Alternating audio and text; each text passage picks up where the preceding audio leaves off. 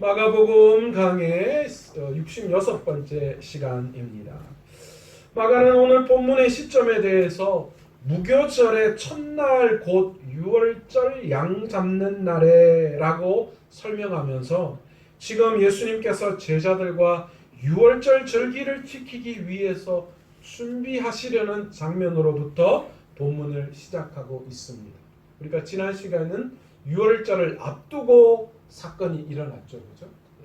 향유 옥합을 깨뜨린 그 여인의 사건. 이제 본격적으로 6월절을 준비하기 위해서 이제 제자들과 예수님이 그 6월절을 준비하는 장면으로 시작합니다. 그런데 사실 오늘 본문에서는 6월절과 무교절을 같은 날로 설명하고 있는 것 같이 느껴지기도 합니다. 그런데 사실 이거는 오류가 아니에요. 6월절 다음이 뭐예요? 무교절이 시작되어지죠. 그런데 6월절 양을 잡는 날은 유대력으로 니산월 14일 오후이고요. 그리고 6월절 식사를 하는 날짜는 이 일몰 후에, 그러니까 날이 저물고 난 다음에 15일에 식사를 한다라고 합니다. 그런데 무교절의 첫날은 니산월 15일이잖아요. 6월절이 니산월 14일이니까요.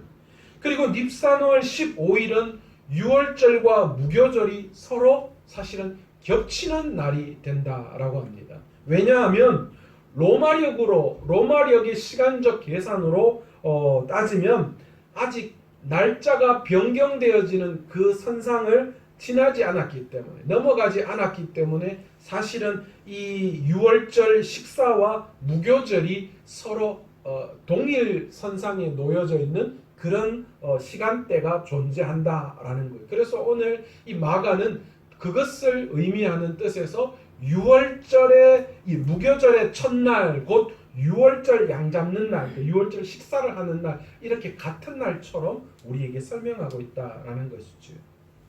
여러분, 유대인들에게 6월절은 정말 특별한 날입니다. 왜 그렇습니까? 이 날은 애굽의 억압으로부터 이스라엘을 구원해신 하나님의 손길을 기억하는 절기이죠. 다시 말해서 애굽에서 종노릇하고 있는 우리들을 구원해 주신 그 하나님의 손길이 여전히 뭐한다는 거예요? 자신들과 함께 하신다라는 것을 평생을 두고 대대손손 그것을 기억하고 기념하는 절기가 6월절이기 때문에 이스라엘 백성에게는 6월절은 특별한 절기입니다. 이스라엘 백성이 6월절에, 이 특별한 6월절에 먹는 음식도 사실은 이것과 굉장히 연관이 되어져 있습니다. 특별히 포도주는요, 노예 생활로부터 벗어난 기쁨을 상징하는 그런 뜻이 담겨져 있다라고 합니다. 그런데 여러분, 6월절 식사 시간에 이 포도주를 4번 마시게 되어 있다는 거 아셨어요? 사실은 이 6월절 예식이 되면 이 포도주를 4잔을 마시게 되어져 있는데, 첫 번째 잔을 따르고 집례자는 쉽게 말해서 6월절 예식을 선포하는 거예요.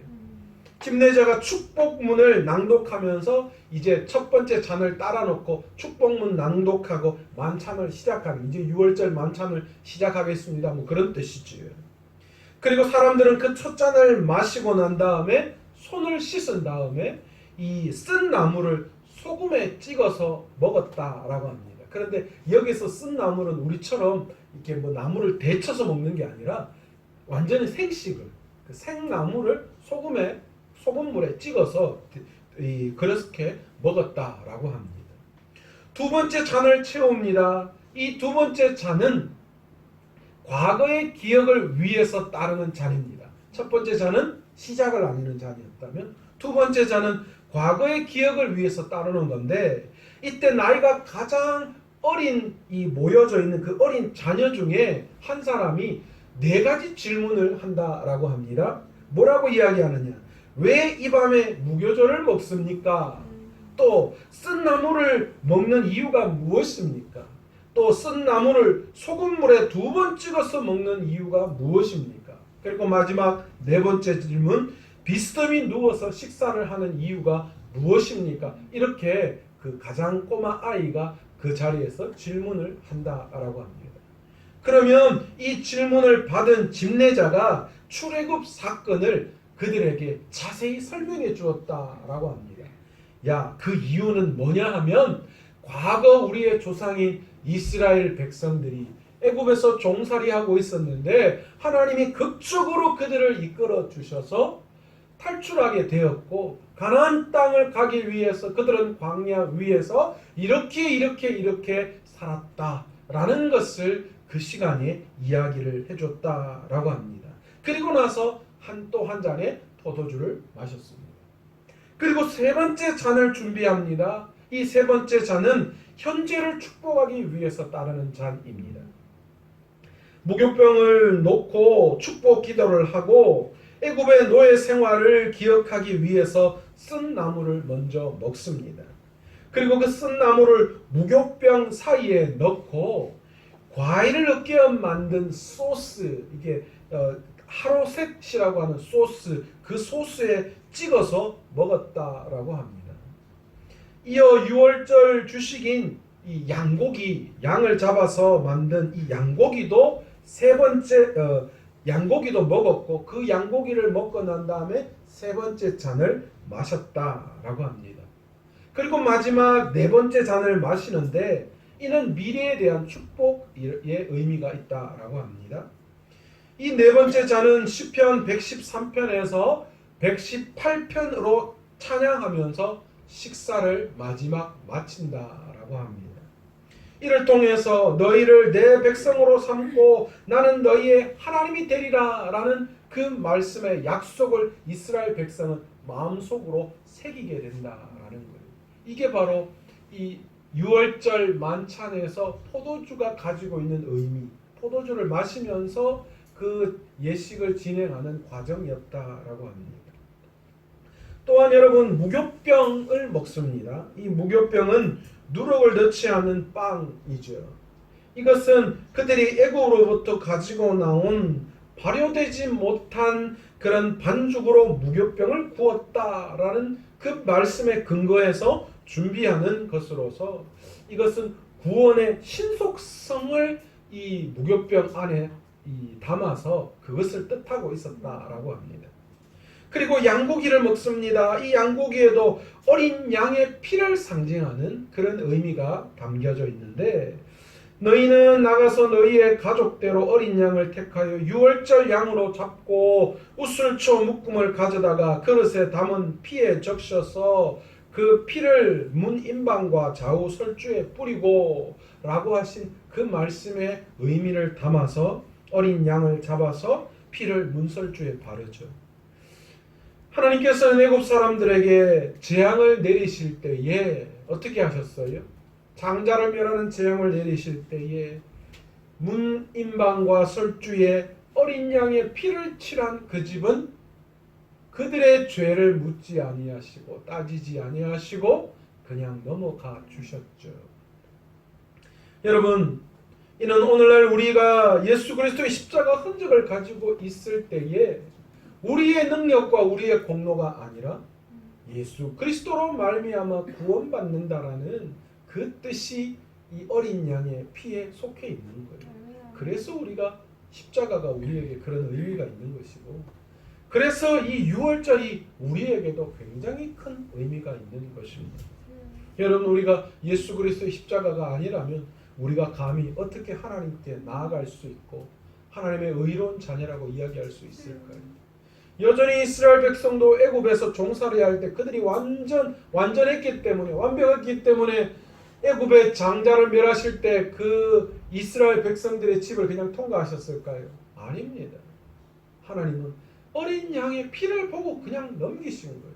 말씀에 순종하는 그들의 모습을 보고 그들의 죄를 넘어가신 거예요. 우리도 마찬가지잖아요. 우리가 얼마나 애쓰고 노력한다고 우리가 의로운 자가 될 수 있어요? 우리가 뭐 하나 우리의 삶을 변경시킬 수 있습니까? 없습니다. 그러니까 우리가 붙들어야 할 것이 무엇입니까? 예수 그리스도밖에 없다. 아멘. 그래서 우리 안에 예수 그리스도의 흔적, 그 십자가의 흔적이 살아있을 때에 하나님은 우리를 놀랍게 우리에게 구원의 은혜를 베풀어 주시는 분이시다라는 것입니다. 그리고 쓴나물이 있습니다. 이 쓴나물은 애굽의 포로 생활의 고통스러움을 의미하는 뜻입니다. 쓴나물을 삶아서는 절대로 안 되고 날 것으로 소금물에 적셔서 먹어야 했습니다. 뭐가 맛있을까요? 그죠? 소금물은 노예 생활과 홍해를 건널 때 흘린 눈물을 상징합니다. 여기서 이 쓴나물을 먹을 때에 무교병에다가 쓴나물을 넣고 그것을 샌드위치처럼 하루셋이라는 소스에 찍어서 먹는데, 야, 이 하루셋이라는 소스가 또 기가 막힌 맛이 난다고 하네요. 저도 뭐 안 먹어봐서 모르겠는데, 이 하루셋이라는 소스가 아주 담백하고 달콤하면서도 담백한 맛을, 고소한 맛을 내는 건데, 뭐 사과, 호도, 대추, 야자, 포도주, 계피, 꿀 뭐 이런 것들을 서로 이렇게 섞었는데 그 색깔이 꼭 벽돌 색깔처럼 검고 이렇게 그런 색깔이 났대요. 그러니까 이 사람들이 무교병에다가 그 쓴나물을 넣어가지고 그 하루셋이라는 소스를 탁 찍었을 때 무슨 생각을 할까요?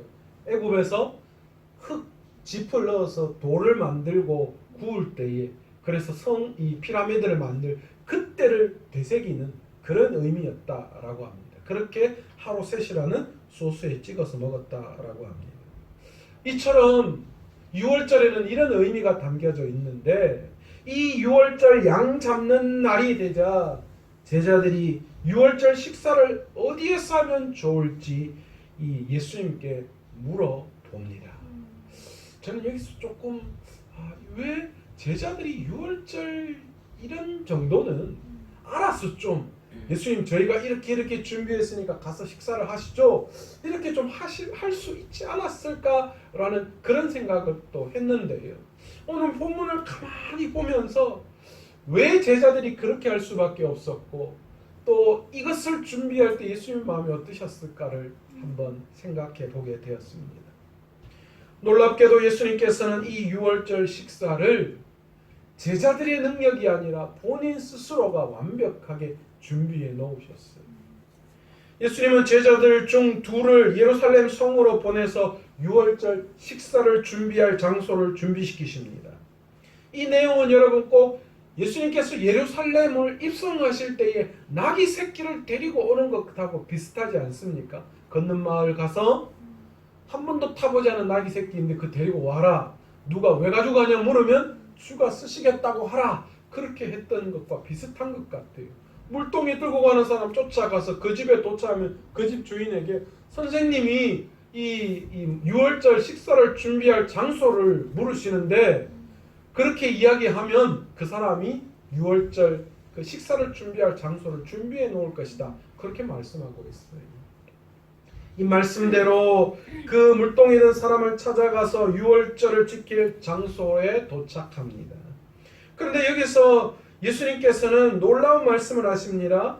선생님의 말씀이 내 제자들과 함께 6월절 음식을 먹을 나의 객실이 어디 있느냐, 이렇게 집주인에게 물어라.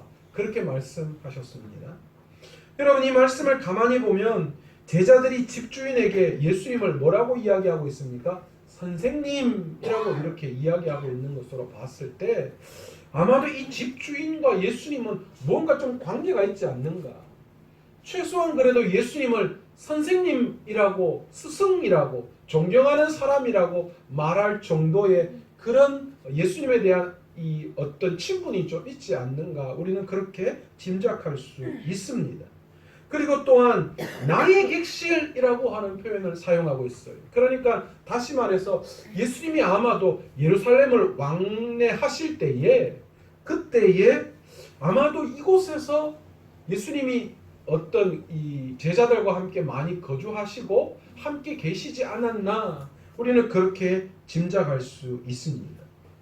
이 공간은 누가복음에서는 뭐라고 이야기하고 있습니까? 여관이라고 그렇게 이야기를 합니다. 마가에서는 큰 다락방 이렇게 표현을 하고 있죠. 그런데 이 큰 다락방은 사실은 지붕 아래에 있는 넓은 공간을 말하고 있는데, 이 넓은 공간에는 이미 양탄자도 깔려져 있고 식사를 위해서 식탁이 다 준비되어져 있는 그런 공간이었다라고 합니다.